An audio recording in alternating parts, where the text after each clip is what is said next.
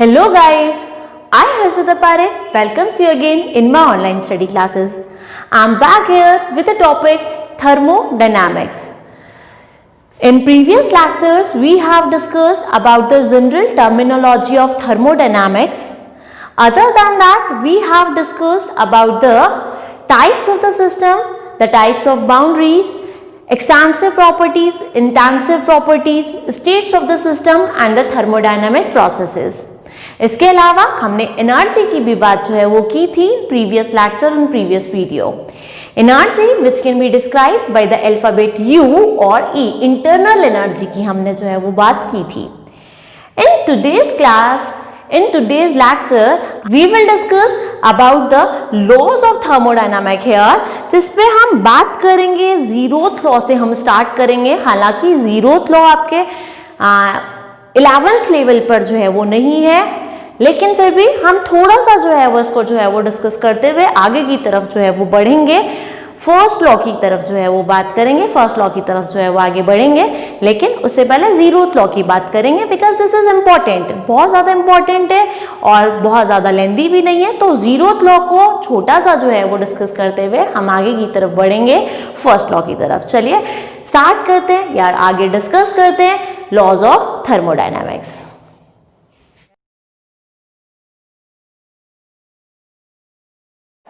Next topic is zeroth law. Zeroth law of thermodynamics. Thermodynamics. एक बार आप check कर लीजिएगा आरबीएसई सीबीएसई के अकॉर्डिंग आपके जिस भी सिलेबस में अगर ये है तो आप इसको जो है वो पढ़िए, नहीं भी है तो भी आप इसको पढ़िए, बहुत छोटा सा टॉपिक है. चलिए बात करते हैं zeroth law of thermodynamics. And one more thing, ये आपके पास में फिजिक्स में भी जो है वो आते हैं लॉज ऑफ थर्मोडायनामिक्स. थर्मोडायनामिक्स को हम जो है वो फिजिक्स में भी पढ़ते हैं. एंड इसी के साथ I just want to give you an advice, और वो एडवाइस ये है कि प्लीज आप जो है वो अपने फिजिक्स वाले साइन कन्वेंशन को केमिस्ट्री वाले साइन कन्वेंशन से कोरिलेट मत कीजिएगा. अदरवाइज आप कहेंगे या तो केमिस्ट्री गलत पढ़ाई जा रही है या तो फिजिक्स गलत पढ़ाई जा रही है. फिजिक्स और केमिस्ट्री के अंदर जो साइन कन्वेंशन यूज होता है, वहां के जो थ्योरम्स है और यहाँ के जो थ्योरम्स चलते हैं वो एक दूसरे के ऑपोजिट होते हैं, बहुत ज्यादा कंफ्यूजन क्रिएट जो है वो करने वाले होते हैं. दैट इज वाई आप अपनी फिजिक्स की थर्मोडायनामिक्स को केमिस्ट्री के अंदर मत अप्लाई करिएगा, मत कीजिएगा ट्राई. साथ ही साथ में मैं यहाँ जो पढ़ा रही हूँ आप इसको फिजिक्स में भी जो है वो मत अप्लाई कीजिएगा. राइट, बहुत ज्यादा कंफ्यूजन हो जाएगा. That's why I am just giving you an advice कि केमिस्ट्री का thermodynamics and thermodynamics of physics, उसमें साइन कन्वेंशन जो यूज आते हैं वो अलग आते हैं. इसलिए please this is my humble request to you कि don't correlate these to.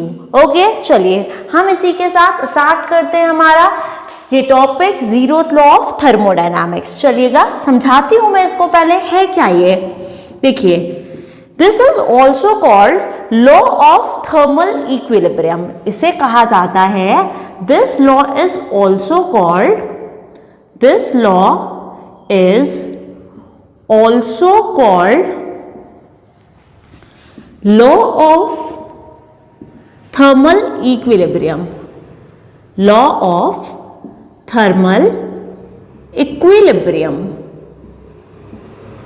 Zeroth law of thermodynamics is also called law of thermal equilibrium. क्या कह रहा है ये thermal equilibrium law? Suppose that we have three systems.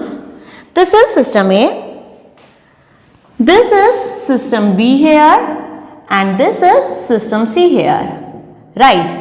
We have three systems, system A, B and C. मान लीजिए कोई भी दो system according to the zeroth law of thermodynamics, अगर कोई भी दो सिस्टम आपस में थर्मल इक्विलिब्रियम में, मान लेती हूं मैं ए जो है वो सी के साथ में थर्मल इक्विलिब्रियम में है. राइट, मान लीजिए कोई सिस्टम बी भी सी के साथ में थर्मल इक्विलिब्रियम में है. ओके, इक्विलिब्रियम को इसी साइन से जो है वो शो किया जाता है. So I have 3 systems here, system A, B and C.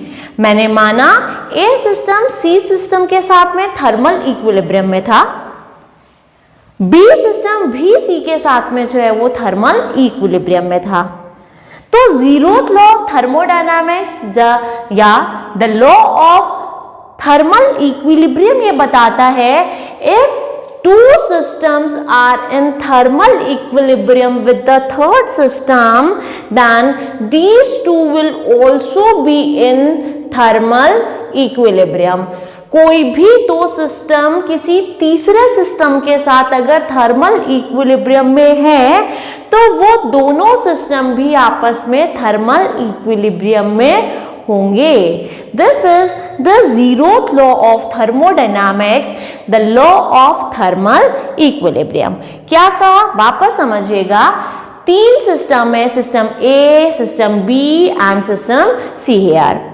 System A किसी सिस्टम सी के साथ में थर्मल इक्विलिब्रियम में है and the system B is also in the thermal equilibrium with the system C. It means ये दोनों system भी आपस में क्या होंगे, इन थर्मल इक्विलिब्रियम होंगे। भले ही आप यहाँ पर जो है वो एडियाबैटिक वॉल लगा दीजिए, एडियाबैटिक वॉल का मतलब there will be no transfer of heat, तो भी ये कहाँ रहेंगे, these will be in the thermal equilibrium. और यही है जीरोथ लॉ ऑफ थर्मोडायनामिक्स जो कहता है, इफ या according to this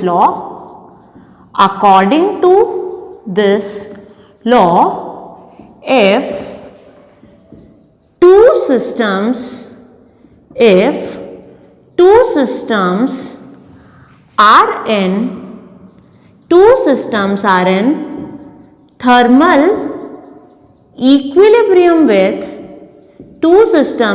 in thermal equilibrium with with any third system, if two systems are in thermal equilibrium with any third system, it means these two systems will also be in thermal equilibrium. अगर कोई दो system आपस में कोई दो system third system के साथ में जो है वो थर्मल इक्विलिब्रियम में है, अगर कोई दो सिस्टम किसी तीसरे सिस्टम के साथ में थर्मल इक्विलिब्रियम में है तो वो दोनों सिस्टम आपस में भी थर्मल इक्विलिब्रियम में होंगे। This is the zeroth law of thermodynamics. और इसको जो है वो चेंज करने, इसको पता करने के लिए टेम्परेचर को जो है वो यूज किया जाता है। ए सिस्टम सी सिस्टम के साथ में थर्मल इक्विलिब्रियम में है, बी भी सी के साथ में थर्मल इक्विलिब्रियम में है। इसका मतलब आप कह सकते हैं कि A and B both are also in the thermal equilibrium है। ये दोनों भी थर्मल इक्विलिब्रियम में है और यही हमारे पास में है। This is the zeroth law of thermodynamics. इसी के साथ में चलिए, ये जो है वो हमारे पास में इसका सिर्फ थियोरेटिकल पोर्शन है, हमें इसके जो है वो मैथमेटिकल डेरिवेशंस एंड ऑल, इससे ज़्यादा डीप बात नहीं करनी है। Now I am moving on the next topic of today's class and that is first law of thermodynamics. Keep watching. Yes, now we are talking about the next, that is first law of thermodynamic here. Zeroth law we have discussed here. Now first law. This law is also called law of energy conservation.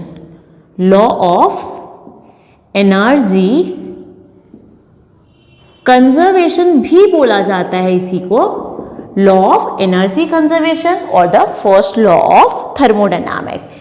बहुत बार आपने सुना होगा law of energy conservation, यही है first law of thermodynamics. क्या कह रहा है, according to the first law of thermodynamics energy can neither be created nor be destroyed. Only the form can be change. एक फॉर्म से दूसरे फॉर्म में एनर्जी को बदला तो जा सकता है, लेकिन एनर्जी को डिस्ट्रॉय भी नहीं कर सकते, एनर्जी को क्रिएट भी नहीं कर सकते। और यही है लॉ ऑफ एनर्जी कंजर्वेशन या फर्स्ट लॉ ऑफ थर्मोडायनामिक्स। इसी को कहते हैं law of energy conservation. Okay, तो ये है हमारे पास में फर्स्ट लॉ ऑफ थर्मोडायनामिक्स का थियोरेटिकल एस्पेक्ट, जो कि कहता है according to the first law of thermodynamics, according to this law, according to this law, energy can neither be created nor be destroyed,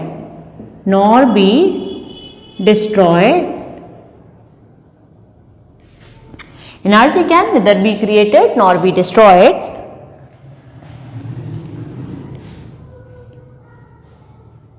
although its form can be changed, although its form can be changed, although its form can be changed. According to the first law of thermodynamics, energy can neither be created nor be destroyed, ना इसको destroy कर सकते हो ना इसको जो है वो क्रिएट कर सकते हो, बस इसके फॉर्म्स को चेंज कर सकते हो। चलिए, इसका एक मॉडर्न जो है वो कॉन्सेप्ट भी है, और वो मॉडर्न कॉन्सेप्ट ये कहता है according to modern concept, according to the modern concept क्या कहता है modern concept? Total mass and energy, total mass and energy of universe, total mass and energy of universe remains constant, remains constant। ये भी यही है। This is the modern concept of the first law of thermodynamics। First law of thermodynamics कह रहा है कि भैया energy बना भी नहीं सकते, एनर्जी को खत्म भी नहीं कर सकते, सिर्फ एनर्जी के फॉर्म्स बदल सकते हैं। इसके अलावा इसका मॉडर्न कंसेप्ट ये कह रहा है कि कंप्लीट जो आपके पास में मास है या जो total mass and the total energy of the universe, पूरे यूनिवर्स की टोटल एनर्जी, पूरे यूनिवर्स का टोटल मास क्या नहीं किया जा सकता, कांस्टेंट है, इसको ना खत्म कर सकते ना बना सकते हैं, बस फॉर्म्स बदल सकते हैं। This is the modern concept of the first law of thermodynamic. Okay, चलिए अब हम इस फर्स्ट लॉ ऑफ थर्मोडायनामिक्स की थोड़ी सी जो है वो मैथमेटिकल एस्पेक्ट को जो है वो समझते हैं, उसको समझने का ट्राई करते हैं। Have a look. चलिए पहले मैं इसको समझाती हूँ। Suppose that we have a system, this is the system here, ये कोई सिस्टम है, and this is surrounding here, right.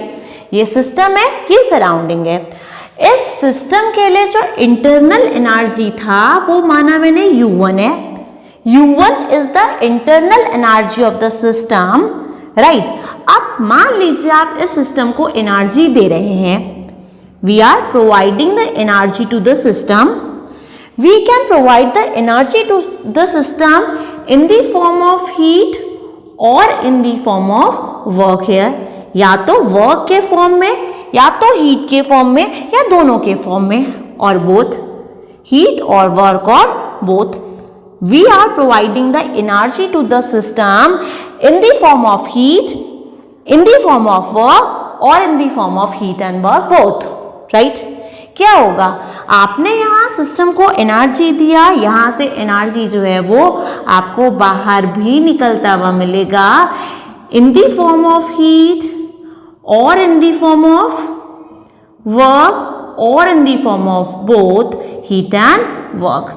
When we are providing energy to the system, तो मान लीजिए आपने यहाँ पर जो है वो 10 जूल एनर्जी प्रोवाइड करवाई है, किसको, सिस्टम को, राइट। इन दिस सिचुएशन हमारे पास 3 केसेस हो सकते हैं। चलिए पहले केस की मैं बात कर लेती हूँ। When the energy which is supplied to the system, जो सिस्टम को एनर्जी सप्लाई करवा रहे हो वो E1 मानते हैं हम और इसको E2 मानते हैं, E1 right, that is greater than of the E2। मैंने पहली सिचुएशन मानी कि हम एनर्जी जितना दे रहे थे सिस्टम को वो ज्यादा दे रहे थे और एनर्जी जो बाहर निकल रही है वो कम बाहर निकल रही है, right. E1 is greater than of the E2। पहली सिचुएशन हमने ये मानी, मान लीजिए आपने यहाँ पर 10 जूल एनर्जी प्रोवाइड करवाई है to the system and 5 joule energy will be release out here from the system. आपने 10 जूल एनर्जी दिया, 5 जूल एनर्जी बाहर निकल रही है। इसका मतलब यहाँ ये कह सकते हैं हम कि सिस्टम की एनर्जी इंक्रीज हो रही है।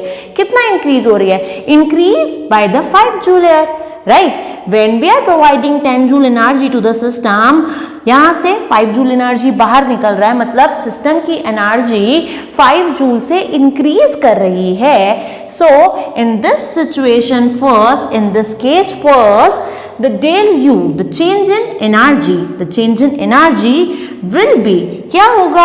the change in energy, मान लीजिए इंक्रीज कर जाती है और सिस्टम की एनर्जी पहुंच जाती है U1 से U2 पर, U1 से पहुंच जाती है U2 पर, right. Now the del U is equals to U2 minus U1 here, okay. या हम चेंज इन इंटरनल एनर्जी को एनर्जी के रिस्पेक्ट में भी तो बता सकते हैं, तो ये हो सकता है del U is equals to E1 minus E2 है, it can be E1 minus E2 है। 10 जूल हमने कहा चेंज इन एनर्जी, कितना चेंज आ रहा है? आपने 10 जूल एनर्जी दिया था, 5 जूल रिलीज हो रहा है, मतलब 10 माइनस 5 जूल से एनर्जी इंक्रीज कर रही है। It means change in internal energy कितना आया? E1 माइनस E2 आया, right. So this can be the change in the internal energy here for this situation when the E1 is greater than of the E2, okay। चलिए second case की बात करती हूं। यहां से 10 जूल एनर्जी दिया और यहां से 10 जूल ही एनर्जी जो है वो बाहर आया। It means the second case is E1 is equals with the E2। जितना एनर्जी आप दे रहे हो किसी भी फॉर्म में, हीट की फॉर्म में, वर्क की फॉर्म में, दोनों की फॉर्म में, राइट। मान लीजिए आप एनर्जी दे भी रहे हो और उसी टाइम पर आपने जो है वो यहाँ पे पिस्टन भी जो है वो पुश किया है, पिस्टन भी दबाया है, मतलब आप हीट दे भी रहे हो और काम भी कर रहे हो सिस्टम के ऊपर, राइट। दोनों सिचुएशंस हो सकते हैं।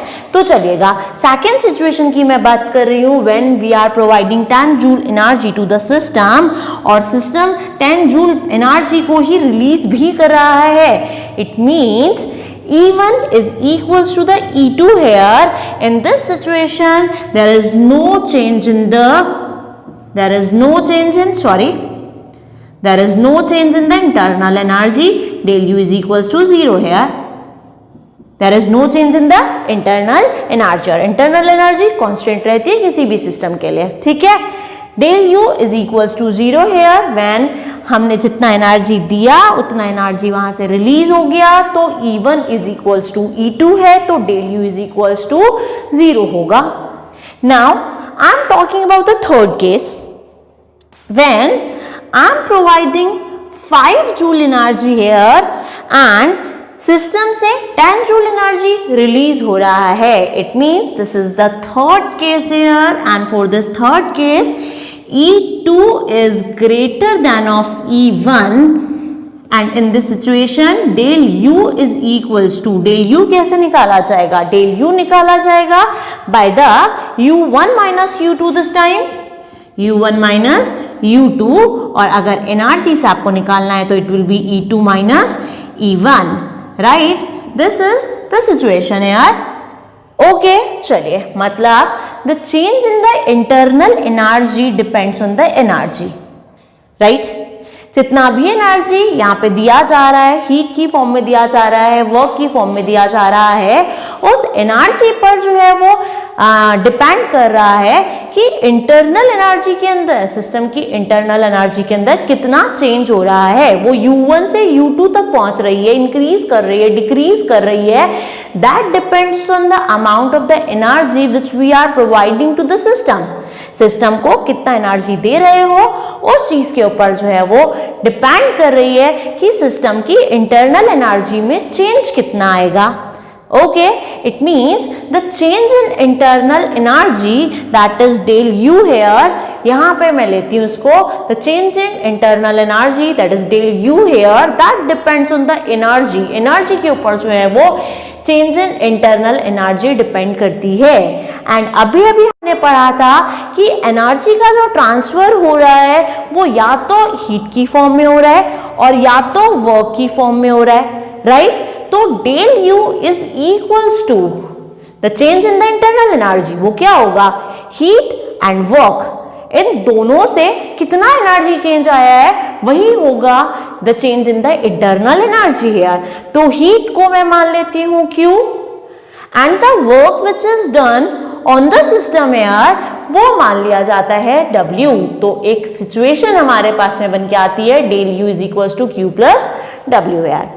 Del U is equals to Q plus W and this is the mathematical derivation, this is the mathematical representation of the first law of thermodynamics, यही है mathematical form। Del U is equals to Q plus W। Now it can be, एक और situation जो है वो लिखी जा सकती है, किसी स्टूडेंट ने कमेंट करके ये चीज पूछी भी थी कि कब जो है वो del U is equals to Q plus W होगा और कब जो है वो del U is equals to Q minus W होगा। तो देखिएगा, when the work is done on the system, system पे काम किया जा रहा है तो del U is equals to Q plus W होगा। And when the work is done by the system, system काम कर रहा है तो del U is equals to Q minus W होगा। एंड दोनों ही आपके पास में फर्स्ट लॉ ऑफ थर्मोडायनामिक का मैथमेटिकल फॉर्म है। बस ये चीज आपको जो है वो सोचनी होगी कि आपको फॉर्मूला कौन सा अप्लाई करना है। अगर गिवन है कि सिस्टम जो है वो काम कर रहा है then will use the formula del U is equals to Q minus W, right? And if the work is done on the system, then we will use the formula del U is equals to Q plus W here. Okay? तो ये है हमारे पास में first law of thermodynamics. इसकी mathematical जो है वो बात और करते हैं, इससे पहले एक बार वापस से आपको ये समझाती हूँ कि ये इक्वेशन कहाँ से आया है। The change in internal energy depends on the energy here, energy which we are providing in the form of heat or in the form of work, right? Heat supply करवाई जा रही है सिस्टम को, Q positive value आएगी। System काम कर रहा है, W की भी पॉजिटिव वैल्यू आएगी। It means del U is equals to Q plus W। This is the mathematical form of the first law of thermodynamics. अगर सिस्टम काम करे तो इसमें यहां पर जो है वो del U is equals to Q minus W आ जाता है। ओके, चलिए आगे बात करते हैं, थोड़ी सी इसकी मैथमेटिकल जो है वो डेरिवेशन को थोड़ा सा और देखते हैं। चलिए keep watching. Yes please. First law of thermodynamics, अभी हमने बात किया del U is equals to Q plus W when the work is done on the system. System पे काम हो रहा है, आप ये वाला इक्वेशन काम में लीजिए। और अगर सिस्टम काम कर रहा है then use the equation del U is equals to Q minus W here. These are two situation, work done by the system, work done by the system, work done by the system और work done on the system। Okay, चलिए अब अगर मैं बात करूं W की तो we know it very well that W is equals to PdV, sorry W is equals to PdV होता है, हमें पता है work is equals to pressure into change in volume, right. W is equals to PdV, pressure in the volume का जो product होगा वो आपके पास में होगा work. Okay, pressure and the product of the pressure and the change in volume. Pressure हमने बात किया भी था, वर्क जो है वो कब हो रहा था, जब प्रेशर में चेंज करने की वजह से वॉल्यूम में चेंज हो जाता है तभी हम कहते हैं कि वर्क जो है वो वहां पर हो रहा है। आपने एक्सटर्नल प्रेशर को इंक्रीज किया था, सिस्टम पे वर्क हो रहा था, सिस्टम का वॉल्यूम डिक्रीज हो रहा था, right? So the product of the pressure and the change in volume will be work here. W is equals to P del V. Right चलिए मैं यहाँ बात करती हूँ, मुझे इसका डिफरेंशिएशन जो है वो सॉल्व करना है। मैं लिमिट लगा दूँ, W is equals to P, limit लगाएं अगर हम from V1 to V2, it will be dV and it will be W is equals to P V2 minus V1। ये मैथमेटिक्स वाले स्टूडेंट्स को जो है वो समझ में आ रहा होगा, बायोलॉजी वाले स्टूडेंट्स को थोड़ा सा जो है वो देखना होता है कि जब हम इसे सॉल्व करते हैं हमें लिमिट लगानी होती है। V1 से V2 को लिमिट लगाना होता है, upper limit minus lower limit जो है वो करना होता है and it will be W is equals to P del V। W is equals to P del V, right?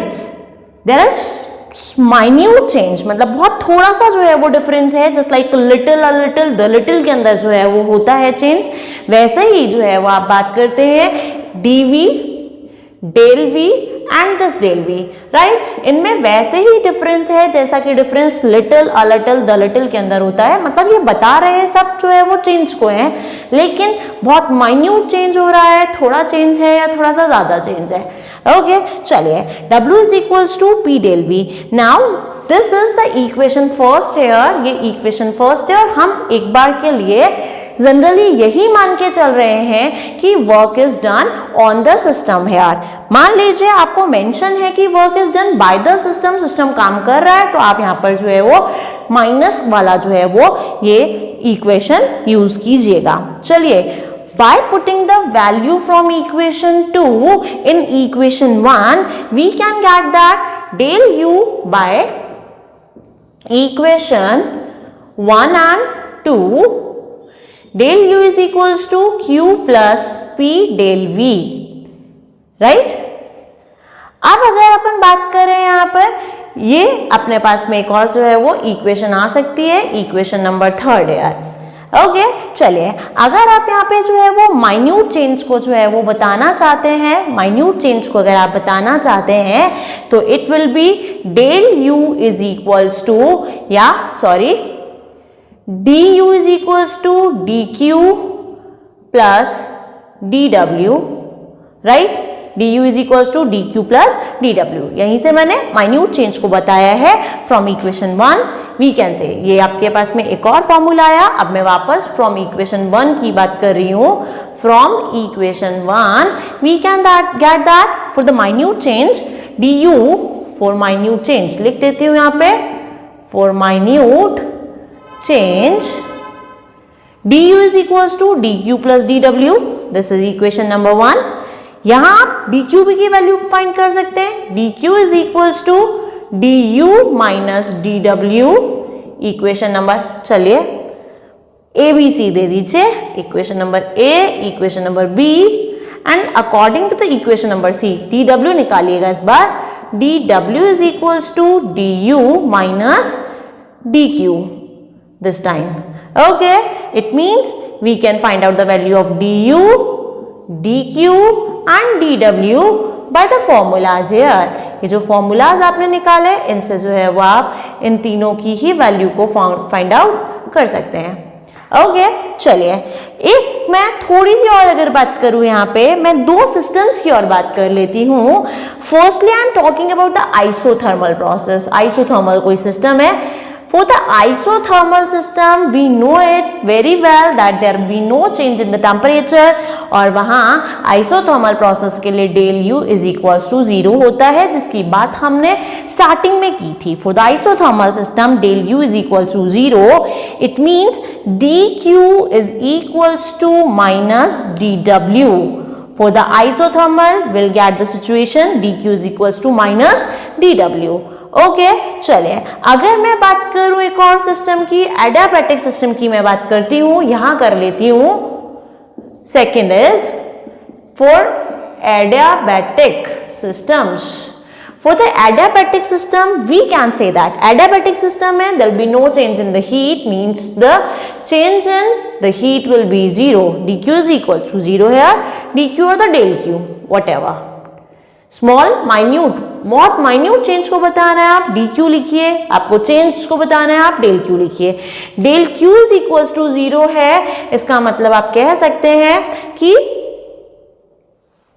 अच्छा इसको du लीजिए, इसको भी du लीजिए, अदरवाइज आप इनको भी डेल के टर्म में लिख सकते हैं, there is no issue. If the dq is 0, it means du is equals to dw here. The change in the internal energy will be the change in the work here.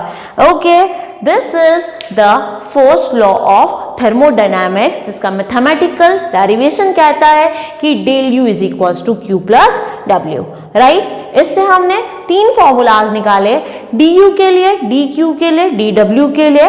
फिर हमने इसमें 2 processes की बात की. For the isothermal process, जिसके लिए कि du या डेल u 0 हो जाता है, in that situation del q is equals to minus del w या dq is equals to minus dw होगा.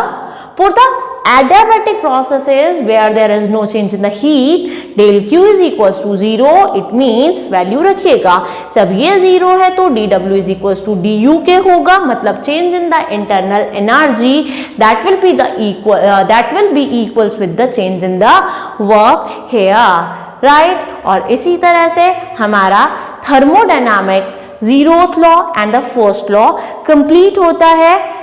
I hope you enjoyed this class. If you enjoyed this class, please like, share and subscribe it. पढ़ते रहिए, खुश रहिए, stay healthy, stay happy. Thank you so much for watching. Bye.